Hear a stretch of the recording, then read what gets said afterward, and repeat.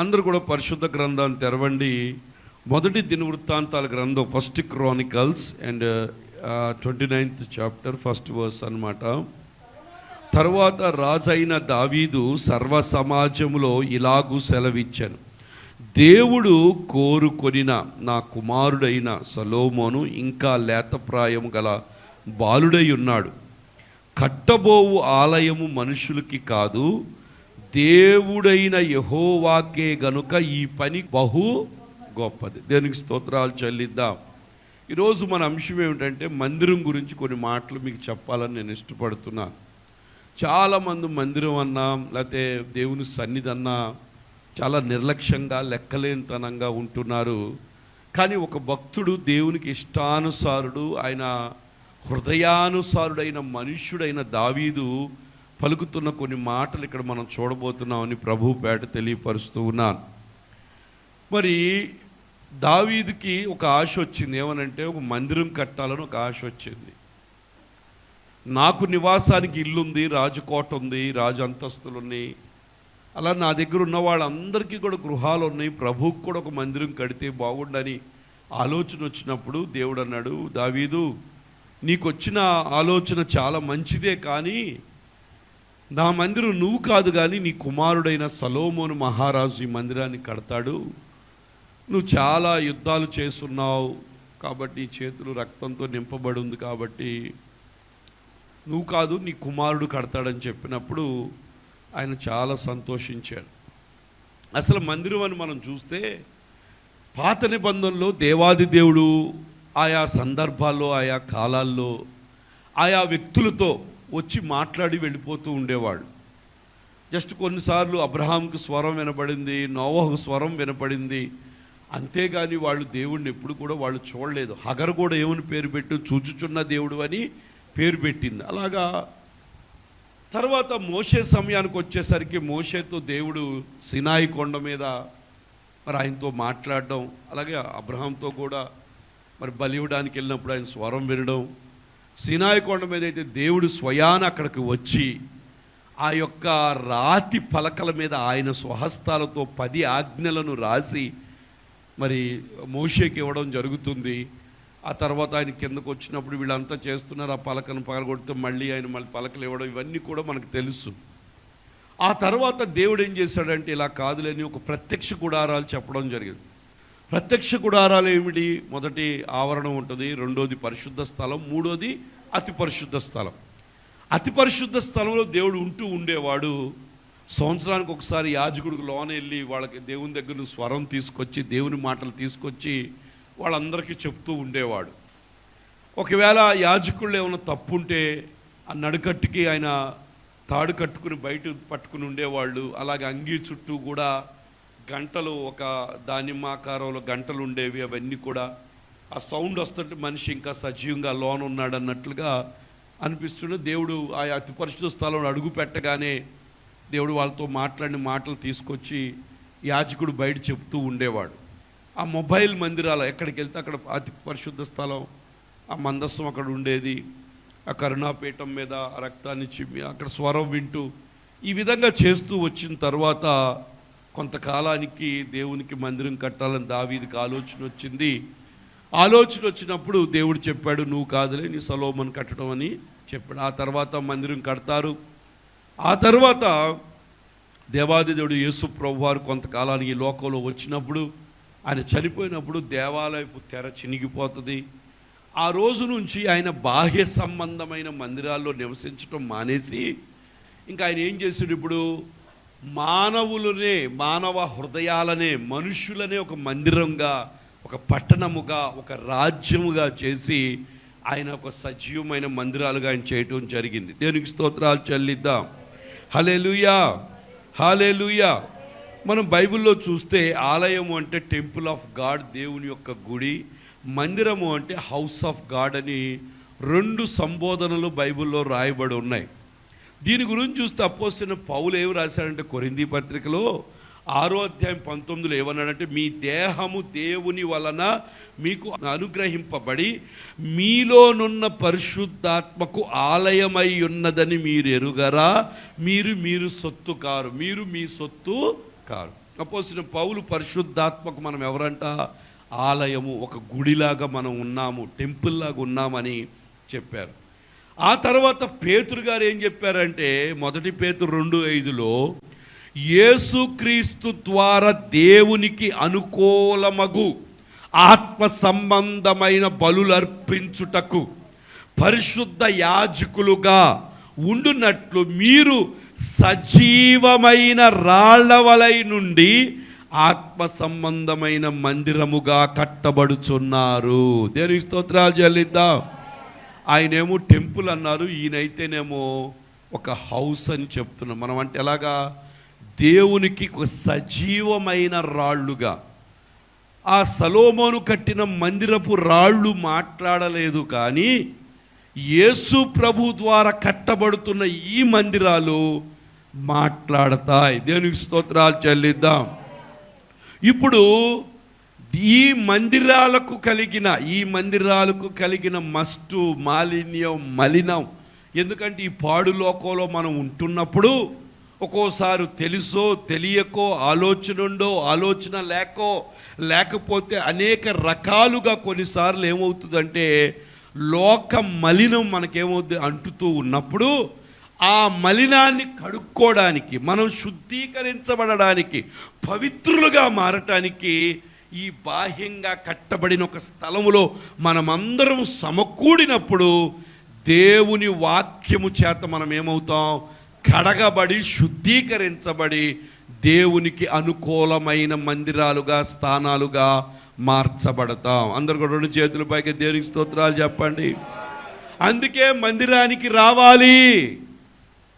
చాలా మంది మందిరానికి రాకుండా బయట తిరుగుతూ ఆ మస్టుతోనే తిరుగుతున్నారు. కావాలని బురద నువ్వు అంటించుకో, కానీ అపవాదిగాడు తెలియకుండానే నీ ఆలోచన చేత, నీ తలంపుల చేత నిన్ను ఈ లోక మాలిన్యం నీకు అంటించేస్తూ ఉంటాడు. అది నువ్వు కడుక్కోవాలి అంటే ఖచ్చితంగా మందిరం. ఎందుకంటే ఆయన వాక్యం అంటే సబ్బు వంటిదంట, ఆయన వాక్యం ఎలాంటిది? సుత్తి వంటిదంట, ఆయన వాక్యం ఎలాంటిది?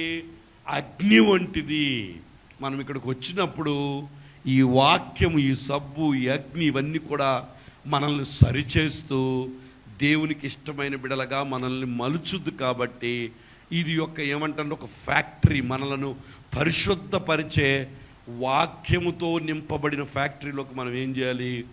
అడుగు పెట్టాలి. దేవునికి స్తోత్రాలు చెల్లిద్దాం. ఒక కార్ఖానా అన్నమాట. దేవునికి స్తోత్రాలు చెప్పండి అందరూ కూడా. హల్లెలూయా. కాబట్టి పౌలు గారు ఆలయం అని చెప్పారు, పేతురు గారేమో సజీవమైన రాళ్ల వలె మనం కట్టబడుతున్నాం. దేవునికి స్తోత్రాలు చెల్లిద్దాం. హల్లెలూయా. సొలొమోను మహారాజు ఏం చెప్పాడో చూద్దాం. 2 క్రానికల్స్ 2 దినవృత్తాంతాలు 2వ అధ్యాయం 6వ వచనం. 2 దినవృత్తాంతాలు 2వ అధ్యాయం 6వ వచనం ఏం చెప్పాడు చూద్దాం. ఆకాశములు మహాకాశములు ఆయనను పట్టజాలవు. దేవునికి స్తోత్రాలు చెప్పండి. దేవుణ్ణి ఒక ప్రదేశంలో పెట్టి ఉంచడం ఎవరి వల్ల కాదు. దేవునికి స్తోత్రాలు చెల్లిద్దాం. ఆకాశములు మహాకాశములు ఆయనంట హోల్డ్ చేయలేవు. అందుకే సమాధి ఆయన హోల్డ్ చేయలేకపోయింది, పట్టుంచలేకపోయింది.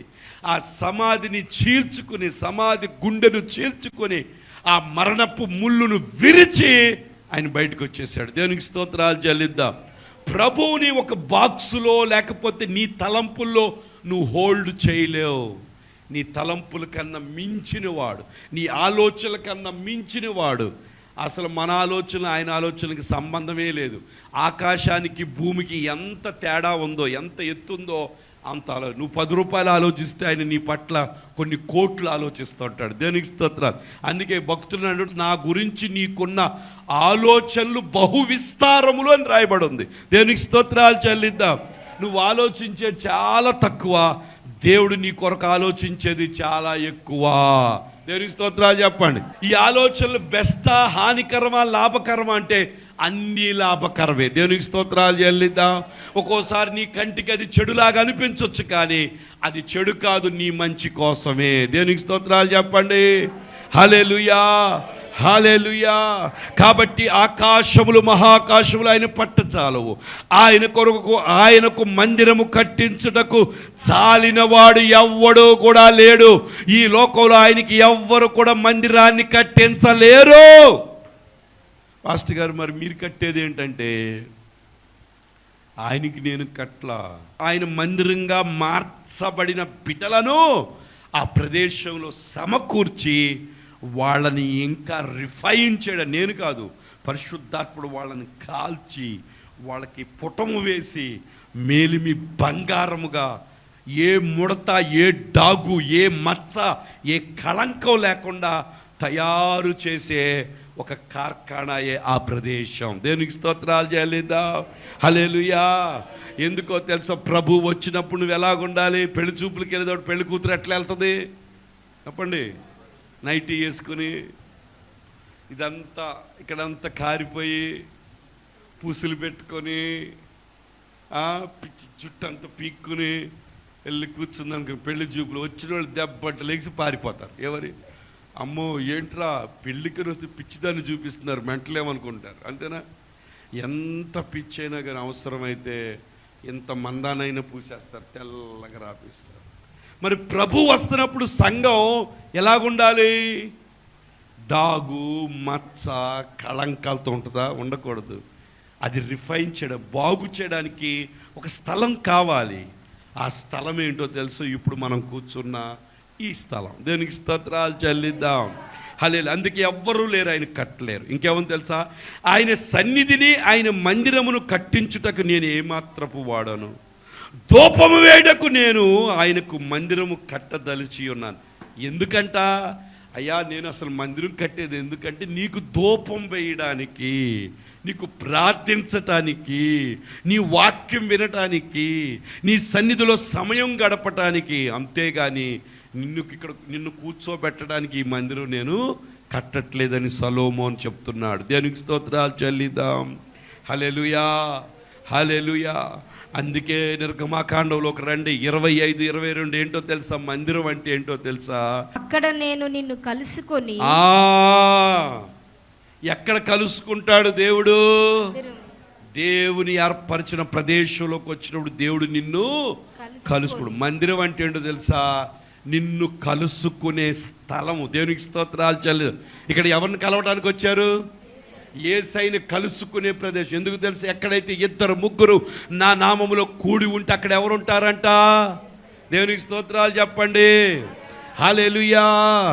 అక్కడ నేను నిన్ను కలుసుకొని, ఎక్కడ చదవండి, అక్కడ నేను నిన్ను కలుసుకొని కరుణాపీఠం మీద నుండి, శాసనము గల మందసము మీద నుండి, 2 కెరూబుల మధ్య నుండి నేను ఇశ్రాయేలు నిమిత్తము నీకు ఆజ్ఞాపించిన సమస్తము నీకు తెలియచెప్పేదను. దేవునికి స్తోత్రాలు చెల్లిద్దాం.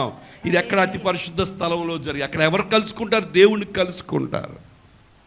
ఇక్కడ ప్రభు వాక్కుతో, పరిశుద్ధాత్మ ప్రేరణతో, పరిశుద్ధాత్మతో మనం ప్రభుని ఇక్కడ కలుసుకుంటాం. దేవునికి స్తోత్రాలు చెల్లిద్దాం.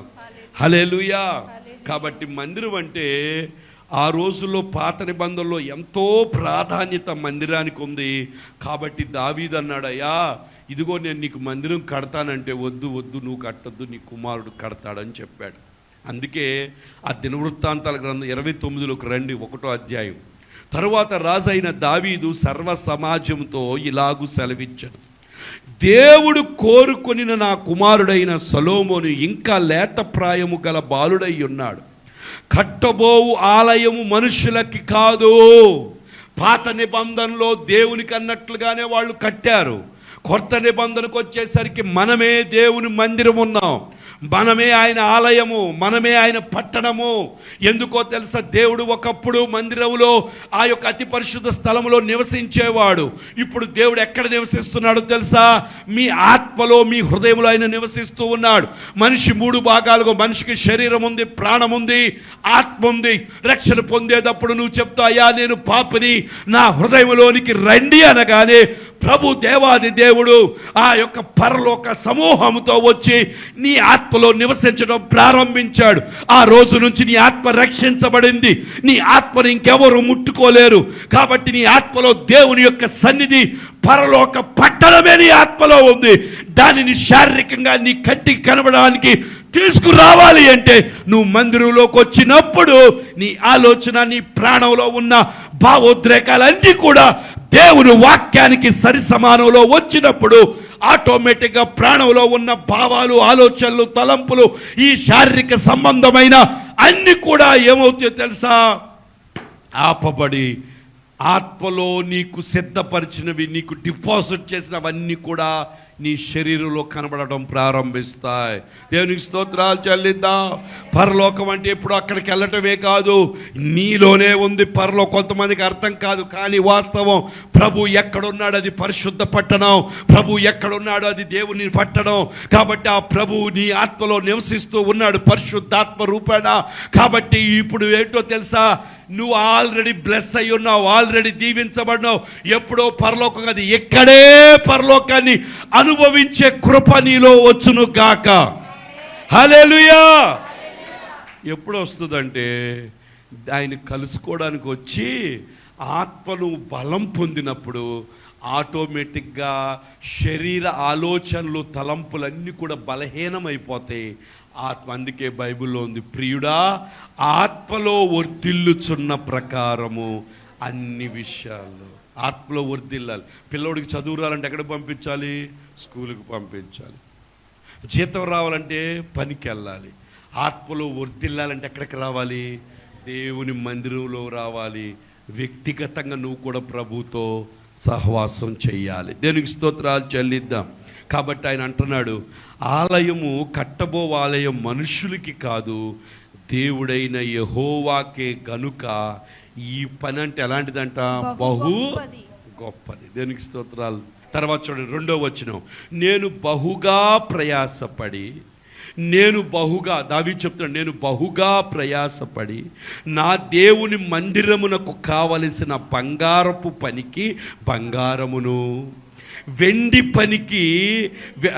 పనికి వెండిని, ఇత్తడి పనికి ఇత్తడిని, ఇనుప పనికి ఇనుపును, కర్ర పనికి కర్రను, గోమేదకపు రాళ్లను, చెక్కుడు రాళ్లను, వింతైన వర్ణము గల పలు విధముల రాళ్లను, మిక్కిలి వెలగలిగి నానావిధ రత్నములను, తెల్ల చలువరాతి మార్పులను విశేషముగా సంపాదించి తిని. దేని కొరకు సంపాదించాడు? మనం దేని కొరకు సంపాదిస్తాం? నేను బహుగా ప్రయాసపడి నా దేవుని మందిరమునకు. ఎందుకు ప్రయాసపడ్డాడు? దేని కొరకు? బహుగా. దేవుని పని కొరకు మనం ఏం చేయాలి? ప్రయాసపడాలి. ఒకరోజు అంటే ఒక దైవ సేవకుడిని దేవుడు అడవిలోకి వెళ్ళి వాక్యం చెప్పమన్నాడు. ఈయనకు అర్థం కాలేదు, ఇదేంటి అడవిలో వాక్యం చెప్పమన్నాడని. వెళ్ళి ఆ చెట్టుతో మాట్లాడమన్నాడు. సరే అని చెప్పి, ఇదేంటి ప్రభు ఇలా చెప్తున్నాడు, చెట్టుకు వాక్యం చెప్పమంటే ఆయన అప్పటికి చాలా ఇష్టంగా, దేవుడు నిన్ను ప్రేమిస్తున్నాడా చెట్టా, దేవుడు నీకు సహాయం చేస్తాడని చెప్తుంటే అసలు కొంచెం అయిష్టంగానే, ప్రభు అన్నాడు, సరిగ్గా చెప్పు, నా ప్రేమను గురించి చెప్పమంటే, చెట్టా నిన్ను దేవుడు ప్రేమిస్తున్నాడే, నువ్వంటే చాలా ఇష్టమే అని ఇలా చెప్తూ కొంతసేపటికి ఆ చెట్టు పక్క నుంచి ఒకడు బయటకు వచ్చాడంట. వచ్చి, ఇదేంటి నువ్వు ఇక్కడ ఉన్నావంటే, ఈరోజు నేను ఉరేసుకుందామని వచ్చాను, నువ్వు వచ్చేసరికి నేను సైలెంట్గా దాక్కున్నాను, నువ్వేమో చెట్టుకు చెప్తుంటే ఆ మాటలు నాకు చెప్పినట్టే ఉన్నాయి, నేను ఇంకా చచ్చిపోయిన దేవుడు నన్ను ప్రేమిస్తున్నాడు కాబట్టి అని రక్షణ పొందాడు. దేవునికి స్తోత్రాలు చెల్లిద్దాం. హల్లెలూయా. కొన్నిసార్లు ప్రభు మనల్ని నడిపించడం మనకు తెలియదు.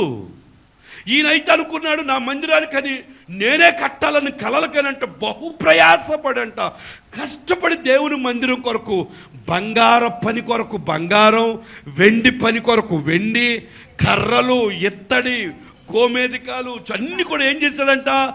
దేవుని మందిరం కొరకు సమకూర్చాడు.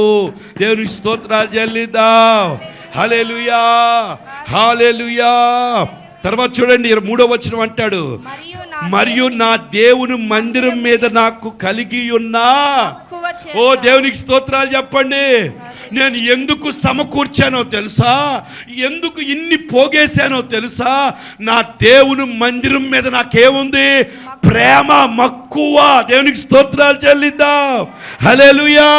దేవుని మందిరం మీద మనకు మక్కువ ఉండాలి. ప్రభు కొరకు కట్టే మందిరాల మీద మనం మక్కువ ఉండాలి. నిజంగా మక్కుంటే నువ్వు ఆదివారం మందిరం రాకుండా ఉండలేవు.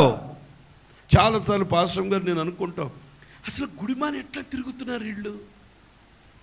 ఆదివారం మందిరం మాని ఎట్లా అసలు ఎలా తిరగాలనిపిస్తుంది వీళ్ళకి? అంటే దేవుడు అంటే ఇష్టం లేదు వీళ్ళకి. దేవుడు అంటే భయం లేదు. అసలు ప్రభు వల్ల బ్రతుకుతున్నాను అన్న ఒక్క ఇంకిత జ్ఞానం లేదు. నిజంగా అందుకే బైబిల్, నా జనులు జ్ఞానం లేక ఏమైపోతున్నారట? జ్ఞానం లేదు మనిషికి. అయ్యో 7 రోజులు దేవుడు నాకు ఇచ్చాడే, 6 రోజులు నా కడుపు కోసం, నా పిల్లల కోసం, నా జీవితం కోసం కష్టపడుతున్నానే. ఈ 6 రోజులు వచ్చిన సంపాదనలో నా ప్రభు చేతికి ఉట్టు చేతులుగా కాకుండా దేవుడు చెప్పిన నియమం ప్రకారంగా సంతోషంగా నేను నా ఇంటి వారు యెహోవాని సేవిస్తామని ఎన్ని పనులు వచ్చిన, నేను ఆదివారం మాత్రం మీ పని చెయ్యను. ఆదివారం నేను పనికి రాను. నా మందిరం నాకు మక్కువ. నా ప్రభు సన్నిధికి వెళ్ళకుండా ఈ చెత్తదాని కోసం నేను ఎందుకు? ఆయన ఇచ్చిన దయ వల్లేగా నేను బ్రతుకుతున్నానన్న ఆలోచన నీకుంటే గుడి మాంతావా నువ్వు? ఎండ ఎక్కువైనా మాంతారు, వర్షం ఎక్కువైనా మాంతారు, కొంచెం టైం ఎక్కువైనా గొనుకుడు. అమ్మో టైం ఎక్కువై పాస్ట్ గారు ఒంటిగా నువ్వెన్నింటికి వచ్చావు? అది చూడరు. దేవునికి ప్రాధాన్యత. ఈయన భక్తుడు అంటున్నాడు, నా దేవుని మందిరం పట్ల నాకు మక్కువ ఎక్కువ. ఇంకా చెప్తాను ఆయన ఏం చేశాడు. దేవునికి స్తోత్రాలు చెల్లిద్దాం.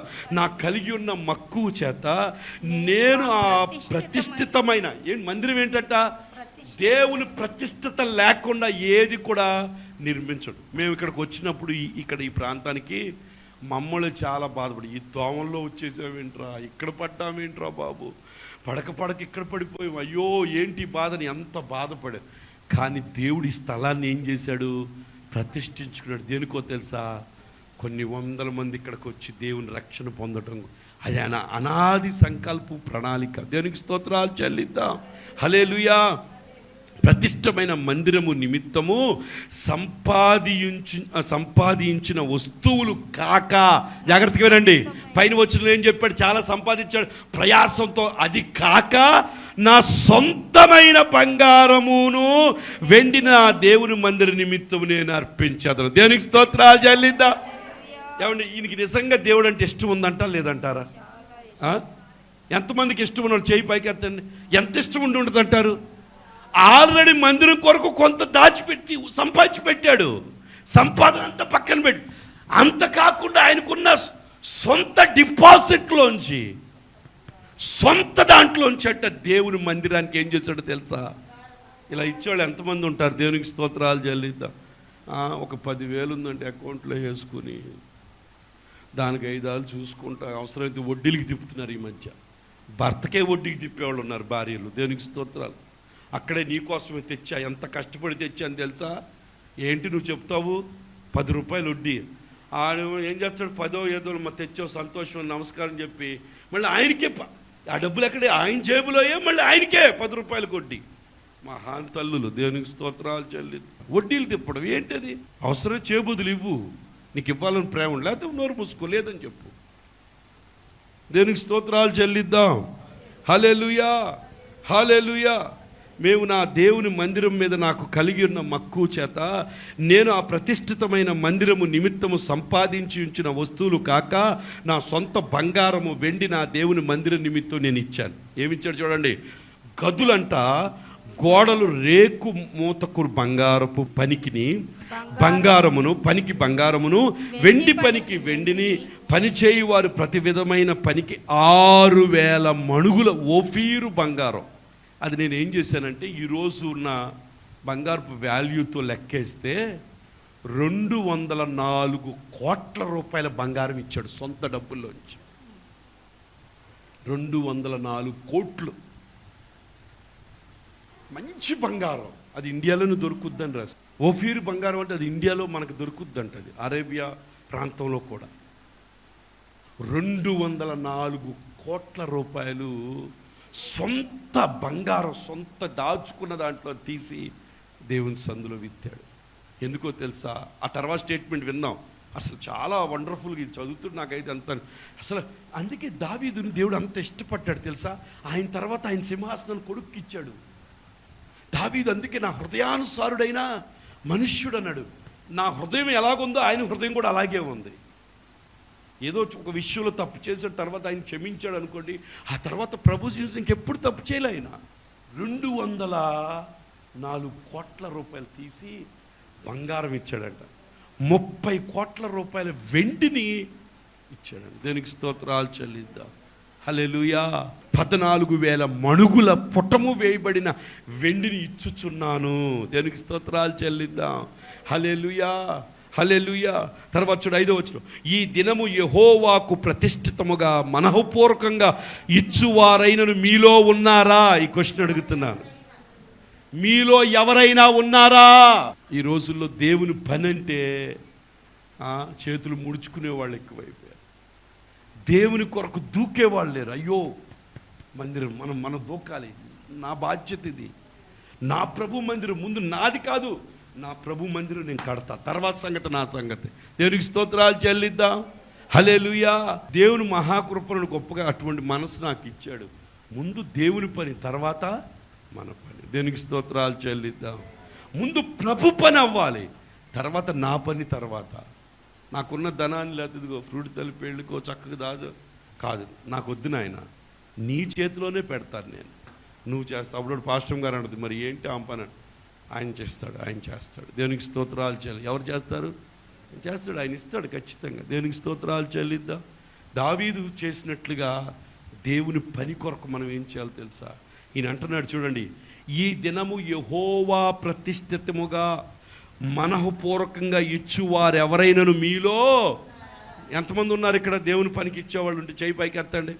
దేవుడు చూస్తున్నాడు ఆ చేయిని. దేవునికి స్తోత్రాలు చెల్లిద్దాం. ఆ తర్వాత చూడండి, తర్వాత అప్పుడు పితరుల ఇండ్లకు అధిపతులకు, ఇశ్రాయేలు గోత్రపు అధిపతులకు, సహస్రాధిపతులకు, శతాధిపతులను, రాజు పని మీద నియమించిన అధిపతులు కలిసి చూడండి మనఃపూర్వకముగా దేవుని మందిర పనికి 10,000 మణుగుల బంగారము, 20,000 మణుగుల బంగారపు ద్రాములను, 20,000 మణుగుల వెండిని, 30,000 మణుగుల ఇత్తడిని, 2 లక్షల మణుగుల ఇనుమును ఇచ్చిరి. దేవునికి స్తోత్రాలు చెల్లిద్దాం. ఎలా ఇచ్చారు? సంతోషంగా ఇచ్చారా? ఏడుస్తూ ఇచ్చారా? మనఃపూర్వకంగా ఏం చేశారో తెలుసా? దేవుని పని కొరకు ఇచ్చారు. దేవునికి స్తోత్రాలు చెల్లిద్దాం. హల్లెలూయా. ప్రియమైన దేవుని బిడ్డారు, ఒక మాట నేను చెప్తున్నాను, జ్ఞాపకం ఉంచుకోండి. ఒకవేళ మనం ఈ లోకమంతలో చాలా సంపాదించాం, మనం ప్రాణం పోయిన తర్వాత ఆ ఇల్లు తీసుకెళ్తాం మనం. కానీ నువ్వు దేవుని మందిరంలో ఇన్వెస్ట్ చేసావే, అది ఖచ్చితంగా పైన కనపడుతుంది.